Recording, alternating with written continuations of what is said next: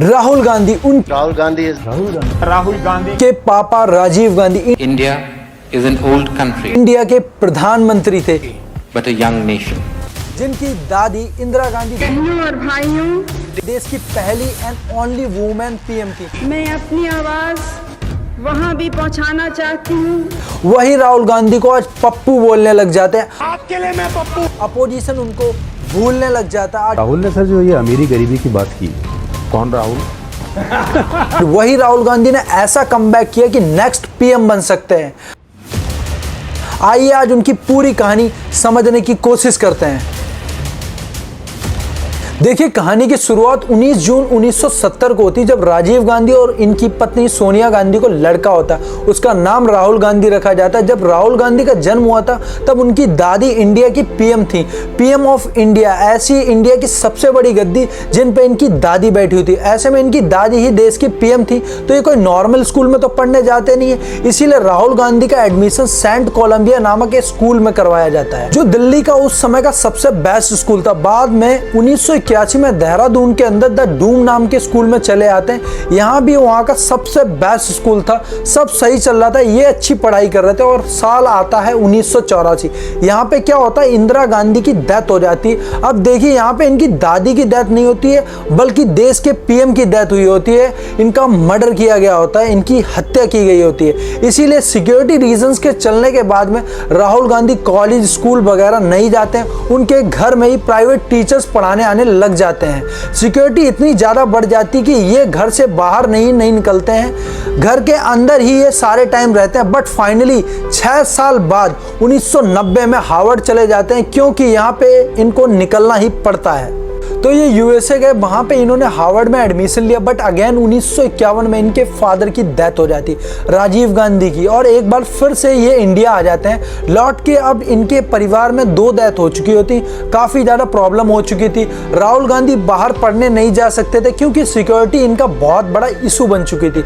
ऐसे में राहुल गांधी क्या करते, ये अपना नाम चेंज करके राहुल गांधी की जगह पे राहुल बिंसी नाम रखते हैं। राहुल गांधी ने अपनी पहचान छुपाई और लोग उन्हें राहुल गांधी नहीं बल्कि राहुल विंसी के नाम से। यहाँ पे ये फ्लोरिडा चले जाते हैं, जहाँ पर रॉबिन कॉलेज के अंदर ये एडमिशन लेते हैं और ये यहाँ पे इंटरनेशनल रिलेशंस की पढ़ाई करते हैं। फाइनली 1995 में ट्रिनिटी कॉलेज के अंदर ये अपनी पूरी पढ़ाई कंप्लीट करते हैं और यहाँ पे इन्होंने एमफिल किया था। और यहाँ पे ही राहुल गांधी की पढ़ाई रुक गई थी और इसके बाद से ये नहीं पढ़ते और यहीं पे ही इन्होंने अपनी एजुकेशन खत्म कर दी होती। देखिए, राहुल गांधी इतना पढ़ चुके थे, इतना नॉलेज हो गया था कि उन्हें ये समझ आ गया था कि वे पॉलिटिक्स में नहीं उतरना है, पॉलिटिक्स में काफ़ी ज़्यादा फंस जाएंगे। इन्हें कोई भी पॉलिटिक्स में इंटरेस्ट नहीं था और अपना ही काम में लगे रहते थे और ये आना भी नहीं चाहते थे। बट इनके परिवार की लेगेसी इतनी बड़ी थी, घुमा फिरा कर इन्हें पॉलिटिक्स में ले ही आती। Something that has been drilled into us, first by my grandmother,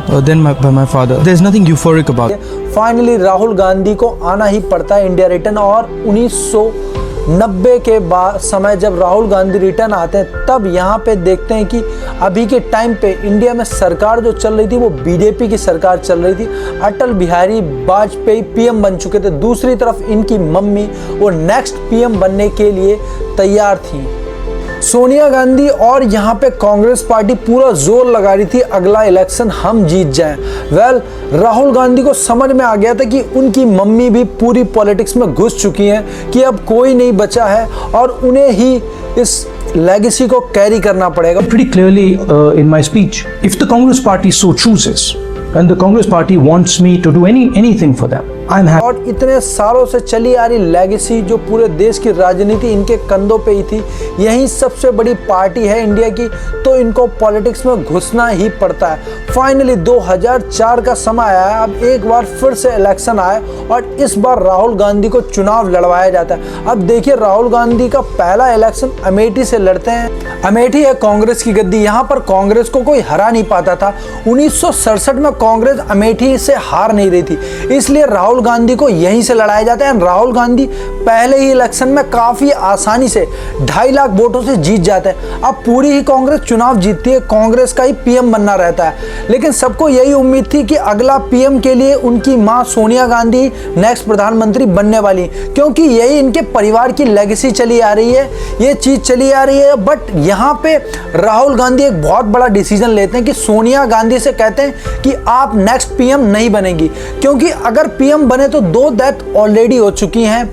पूरी तरह से सोनिया गांधी के प्रधानमंत्री बनने के खिलाफ परिवार में अभी यहाँ पे तीसरी भी हो सकती है और ये कोई रिस्क नहीं लेना चाहते थे, इसीलिए उन्होंने सोनिया गांधी को साफ मना किया था कि उनके दादी और पिता की तरह उनकी मां भी अपनी जान गंवा बैठी। कि राहुल गांधी के कहने पर सोनिया गांधी तो पीएम नहीं बनती हैं, लेकिन 22 मई 2004 को फाइनली मनमोहन सिंह को पीएम ऑफ इंडिया बना दिया जाता है। Kinder to me than the contemporary me. देखिए अभी तक राहुल गांधी का ना ही तो डाउनफॉल हुआ था ना ही राइज हुआ था, वे बस आए थे, अपनी लेगेसी कैरी कर रहे थे और एक जगह जाके चुनाव लड़े थे और जीते थे वहां से, क्योंकि वहां से कांग्रेस जीतती थी।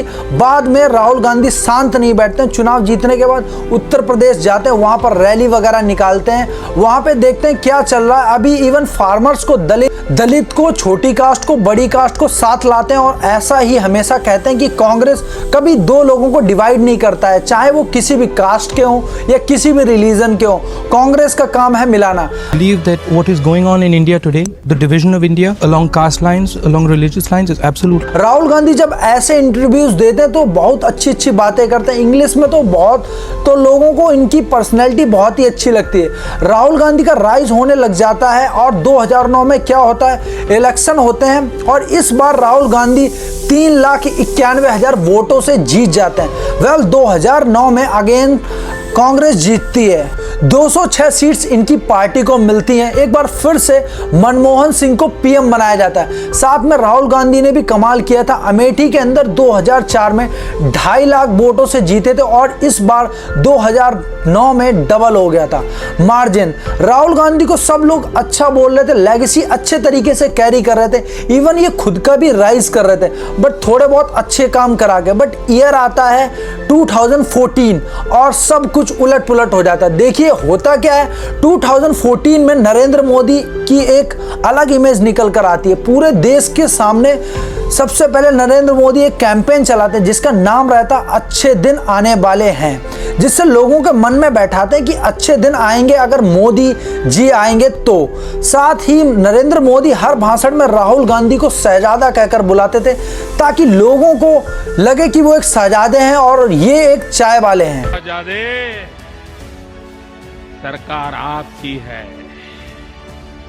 देश पर हुकूमत आपकी है, आपकी पार्टी की है। देखिए यहाँ पे 2 चीजें होती हैं, एक नरेंद्र मोदी अपने आप को चाय वाला बुला रहे होते हैं, दूसरी चीज राहुल गांधी को शहजादा बुलाने लग जाते हैं। लोगों को अब ये लगने लग जाता है कि इलेक्शन चाय वाला वैसे शहजादा है, जिसकी लेगेसी पहले से पूरा खानदान, जिसका पहले से पॉलिटिक्स जीतता आया है, तो लोग यहाँ पर मोदी को वोट डालने लग जाते हैं और 2014 के इलेक्शन में इतना उलटफेर हो जाता है कि लिटरली कांग्रेस सिर्फ 44 सीट मिलती है, राहुल गांधी अपनी सीट पर ही जीतते हैं। लेकिन दिक्कत वाली बात यहाँ ये हो जाती कि इनकी पार्टी बुरी तरीके से हार गई थी। 2009 में जिनके पास 206 सीट्स थी, वही राहुल गांधी के पास अभी मिला जुलाकर सिर्फ 44 सीट्स थी। मतलब कितनी बुरी तरीके से इनकी पार्टी हारती है। हालांकि आप उस समय का राहुल गांधी का इंटरव्यू देखेंगे तो आपको समझ में आएगी कि राहुल गांधी बिल्कुल चिल हैं, इनको कोई फर्क नहीं पड़ता है। उसका कारण यही था कि इतने सालों से जीत रहे थे, इनको लग रहा था कि अगली बार जीत जाएंगे, हार गए तो क्या हुआ। कैंपेन में क्लियरली बोला था कि जनता मालिक है और मालिक ने ऑर्डर दिया है, डायरेक्शन दिया है, तो मैं सबसे पहले नरेंद्र मोदी जी को, बीजेपी को बधाई देना चाहता हूं। इनको अंदाजा भी नहीं था कि 2040 में इनका इतना डाउनफॉल आएगा, जिसको कमबैक करने के लिए इन्हें सब कुछ दांव पर लगाना पड़ जाएगा। देखिए होता क्या है, 2014 में जैसे मोदी इलेक्शन जीतते हैं, पूरी मीडिया को अपनी तारीफों पर लगा देते हैं। बीजेपी का मैन फेस मोदी को बना दिया जाता है। एंड देखिए दिक्कत ये होती, कांग्रेस का मैन फेस बना दिया जाता है राहुल गांधी को। अब राहुल गांधी जो चुनाव जीतने के बाद भी पीएम नहीं बनने वाले थे, जो कांग्रेस का मैन फेस तो कहीं से भी नहीं थे, लेकिन इनको मैन फेस बना दिया जाता है। ऐसे में कांग्रेस हारी तो सब लोग कहने लग गए कि राहुल गांधी हार गए, जबकि राहुल गांधी अपनी सीट से जीते थे, लेकिन इनकी हार बताने लग जाते हैं सब लोग। इसके जस्ट 2 साल बाद 2016 में जियो का बूम हुआ, सब जगह इंटरनेट आ गया, लोगों के पास मोबाइल फोन्स आ गए टच स्क्रीन वाले, लोगों के पास यूट्यूब में बहुत ईजिली न्यूज अवेलेबल हो गई। और इस बार बहुत दिक्कत बढ़ने वाली थी, तो क्या हुआ कि न्यूज चैनल तो वैसे ही मोदी को बहुत महान बता रहे थे और राहुल गांधी को बेवकूफ, लेकिन जैसे ही मोबाइल फोन्स का बूम होता है, जियो का बूम होता है, हर जगह राहुल गांधी के मीम बनाए जाते हैं और राहुल गांधी को बेवकूफ और एज अ पप्पू दिखाया जाने लग जाता है। बीजेपी का आईटी सेल इस तरीके से इनके मीम बनाता है कि मोदी की स्पीच भी अगर कहीं बोल रहे हैं तो इनको ऐसा बोलते हैं, आलू डालेंगे इधर से और सोना निकालेंगे इधर से। तो इस तरीके से उनकी स्पीच बताकर वायरल कर दिया जाता है। लोग भी इतना बेवकूफ कि उनको लग रहा है कि एक्चुअल में राहुल गांधी ने ऐसा बोला है, और राहुल गांधी की इमेज पप्पू जैसी निकल कर आ जाती है पूरे देश के अंदर। और ये सारी चीजें जो हो रही थी, इनसे कांग्रेस पार्टी नीचे जा रही थी, Rahul Gandhi as a person नीचे जा रहे थे, उनका डाउनफॉल होता ही जा रहा था। ये डाउनफॉल सबसे बड़े डाउनफॉल में बनता जा रहा था। जब राहुल गांधी अमेठी के अंदर भी हार जाते हैं, 2019 में जब बीजेपी बहुत बड़े मार्जिन से जीतती है, कांग्रेस एक बार फिर से हार जाती है, 50 सीट ही उनकी आ पाती हैं। और दिक्कत वाली बात यह थी कि राहुल गांधी अमेठी से भी हार जाते हैं। इसके बाद तो इनके और भी मीम बनने लग जाते हैं, इनको एज अ पप्पू और ज्यादा बोलने लग जाते हैं, लोग इन्हें बिल्कुल ही बेवकूफ समझने लग जाते हैं। लोगों को लगने लगा कि सामने वाली पार्टी खत्म हो चुकी है, कांग्रेस का दी एंड हो चुका। सबको लग रहा था कि कांग्रेस का जो द एंड का वजह है वो राहुल गांधी, इवन राहुल गांधी को भी लगा कि वो कमाल के लीडर नहीं है, शायद इसीलिए उन्होंने कांग्रेस का प्रेसिडेंट का पद भी छोड़ दिया 2019 में। बाद में 2019 से लेकर 2022 तक राहुल गांधी गायब हो गए। सबको लगा राहुल गांधी का दी एंड हो चुका है। बट होता क्या है कि 2022 के अंदर सितंबर में राहुल गांधी अनाउंस करते हैं कि हम भारत जोड़ो यात्रा करने वाले हैं, जिसमें वो 3570 किलोमीटर पैदल यात्रा करने वाले हैं। इस यात्रा के दौरान ये कन्याकुमारी से लेकर कश्मीर तक लोगों को ये मजाक लग रहा था, मीडिया में ये चीज कवर नहीं हो रही थी। सब लोगों को ऐसा लग रहा था कि राहुल गांधी तो ऐसे ही कहते रहते हैं, ये कुछ भी बोलते हैं, बट राहुल गांधी ये शुरू करते हैं तो लोग इनसे जुड़ने लग जाते हैं और इस यात्रा के बाद में बिल्कुल चेंज लगते हैं। कमाल बात तो जब होती है जब ये यात्रा कंप्लीट होती है तो एक बार मीडिया रिपोर्टर्स इनसे पूछते हैं कि राहुल गांधी की पहले ऐसी इमेज थी, तो राहुल गांधी इसके जवाब में कहते हैं कि राहुल गांधी अब मर चुका है, उस राहुल गांधी को आप भूल जाइए। मैंने मार दिया उसको, गया वो। जिस व्यक्ति को आप देख रहे हो वो राहुल गांधी। देखिए ये स्पीच नॉर्मल नहीं थी, इसके बाद Rahul Gandhi complete personality change हो गई थी। सबको लगने लग गया कि राहुल गांधी बहुत मैच्योर हो गए हैं। बड़े बड़े एजुकेटर हो या फिर कोई भी हो, वो कहने लग गया था कि राहुल गांधी अब पीएम बन सकते हैं,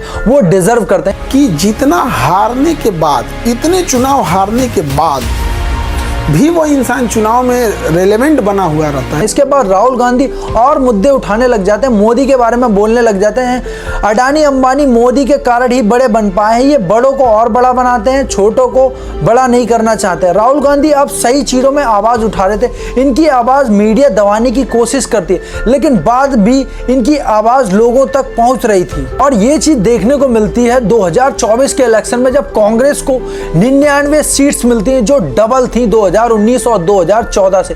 इवन कमाल बात यह थी कि बीजेपी 400 सीट पार की हवा भर रही थी, उन्हें 400 क्या 250 सीट्स भी नहीं मिली। इवन कमाल बात यह भी थी कि राहुल गांधी इस बार अपनी दोनों सीट से जीत गए। इसके बाद लोग उन्हें सीरियस लेने लग गए और इसके बाद एक मुद्दा उठाते हैं। जब ये कहते हैं स्टॉक मार्केट को बहुत ज्यादा मैनिपुलेट किया गया, इन्होंने बताया कैसे मोदी और अमित शाह ने बोल बोल के 400 पार होंगे, ऊपर जाएंगे, स्टॉक एकदम क्रैश हो गया। होम मिनिस्टर ने सीधा कहा कि 4 जून को स्टॉक मार्केट आसमान में जाएगी, लोगों को खरीदना चाहिए। इस तरीके से इन्होंने पूरा बताया कि इन्होंने सिर्फ बड़े लोगों का पैसा बनवाया और छोटे लोगों का पैसा डुबाया। यह चीज सही भी लग रही थी सबको, बट यह मुद्दा फिर भी उतना नहीं चलता। लेकिन इसके बाद मुद्दा लेके आते हैं वोट चोरी का, एक ऐसा मुद्दा जिसने काया पलट दी। ठीक है, जब ये बात सामने आई तो इवन पार्लियामेंट के अंदर मोदी को वोट चोर कहकर बुलाने लग जाते हैं। मोदी के पास इसका कोई जवाब नहीं होता है। इवन जब राहुल गांधी इलेक्शन कमीशन से जवाब करते हैं तो उनके पास भी इसका कोई जवाब नहीं होता। क्या सच में वोट चोरी हुई है? आपकी क्या राय है? Thank you for watching my video. If you like this video, then don't forget to subscribe our channel and hit the bell icon. Thank you.